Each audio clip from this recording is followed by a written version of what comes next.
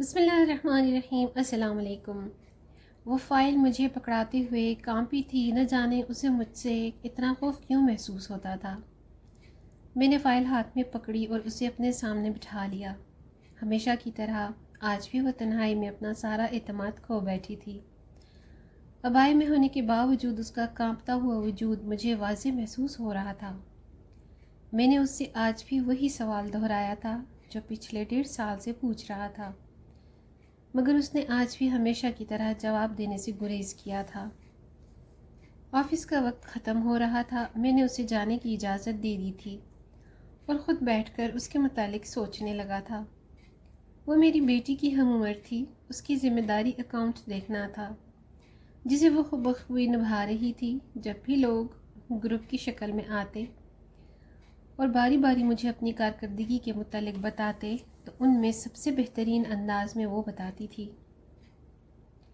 مجھے بس اس کی اس چیز کی کھوج کرنا تھی، وہ لوگوں میں اتنی دیدہ دلیری سے بات کر لینے والی لڑکی تنہائی میں اتنی خوفزدہ کیوں ہو جاتی ہے۔ اس کا نام مہرین تھا۔ مہرین میرے آفس کے علاوہ ایک اور کمپنی میں بھی کام کرتی تھی۔ میرے آفس سے نکلنے کے بعد وہ سیدھی وہاں چلی گئی اور میں اپنے ایک دوست سے ملنے چلا گیا، اس کو یہ ذمہ داری سونپنے کی غرض سے کہ وہ مجھے مہرین کے متعلق تمام معلومات فراہم کرے۔ میری اپنے دوست سے بہترین انداز میں ملاقات ہوئی، بہت وقت تک گپ شپ ہوتی رہی۔ آخر میں نے مدعے کی بات کو چھیڑا اور ساری بات اپنے دوست کے گوش گزار کرنے کے بعد اس کو سمجھایا کہ یہ کام اتنی رازداری سے کرنا ہے کہ خود مہرین کو بھی خبر نہ ہو۔ میرے دوست نے حامی بھر لی اور میں اس سے اجازت لے کر گھر آ گیا۔ میں اپنے ورکرز کے ساتھ بطور باس نہیں بطور باپ ٹریٹ کرتا تھا۔ اس لڑکی کے متعلق معلومات نکلوانے کا مقصد بھی یہی تھا کہ جہاں تک ہو سکے اس کے مسائل کا تدارک کیا جائے۔ ٹھیک 24 دن بعد مجھے میرے دوست کی کال موصول ہوئی۔ اس نے مجھے چائے پر بلایا۔ یقیناً وہ مہرین کے متعلق ساری معلومات لے چکا تھا۔ عمومی گپ شپ کے بعد مقصد بات چیت شروع ہوئی اور میرے دوست نے بتایا کہ مہرین ایک پسماندہ گاؤں سے تعلق رکھتی ہے۔ بچپن میں یتیم ہوئی، اس کی ماں کے پاس کوئی ذریعہ معاش نہیں تھا، اس لیے وہ گاؤں کے چند اچھے گھروں میں کام کرنے لگی۔ جب مہرین خود اسکول جانے لگی تو واپسی پر ماں کے پاس آ جاتی۔ اس کی ماں جن گھروں میں کام کرتی تھی اس میں سے جو بچے پڑھے لکھے تھے ان سے کہہ کر مہرین کو بھی پڑھا لیتی، اور اکثر اوقات ان گھروں سے کچھ نہ کچھ بچا کچھا کھانے کو بھی مل جاتا۔ یوں گزر بسر ہوتی رہی۔ جب مہرین کی تعلیم مڈل تک مکمل ہو گئی اور وہ 9ویں کلاس میں تھی، اپنی والدہ کے ہمراہ ایک گھر کے کام کر رہی تھی کہ فارغ ہوئی اور بیٹھ کر پڑھنے لگی۔ اس کی والدہ چھوٹے موٹے کام نپٹانے لگی۔ اسی دوران اس گھر کے جوان بیٹے نے مہرین سے دست درازی کرنے کی کوشش کی۔ شور مچانے پر وہ اس لڑکے سے تو محفوظ رہی، مگر اس کی عزت کا جنازہ سارے گاؤں میں نکل گیا۔ پھر اس کی ماں اسے کبھی کام پر ساتھ نہیں لے گئی۔ اس کی ماں کام پر جاتی تو باہر سے تالا لگا جاتی، مگر تالے کے اندر بھی مہرین محفوظ نہ تھی۔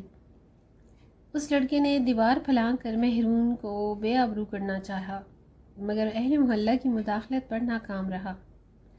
اب اس کی والدہ پھر مہرین کو ساتھ لے جانے لگی۔ اب گاؤں کے سب سے معزز اور نمازی پرہیزی شخص کے گھر بٹھاتی، مگر وہاں بھی اسے ایسی ہی ہراسانی کا سامنا کرنا پڑا۔ یہاں تک مہرین والدہ کے ساتھ گاؤں چھوڑ کر شہر منتقل ہو گئی، اور یہاں تعلیم اور رزق کے مواقع زیادہ تھے، اس لیے حالت بھی کچھ بہتر ہو گئی۔ جب وہ لوگ شہر منتقل ہوئے تو اس پر ایک بات واضح ہو گئی کہ انسان کہیں کا بھی ہو، درندہ بنتے وقت دیر نہیں لگتی، کیونکہ یونیورسٹی کلاس فیلو لڑکوں کے علاوہ پروفیسر صاحبان تک نے ہوس مٹانے کے عوض کامیابی کی ضمانتیں دیں۔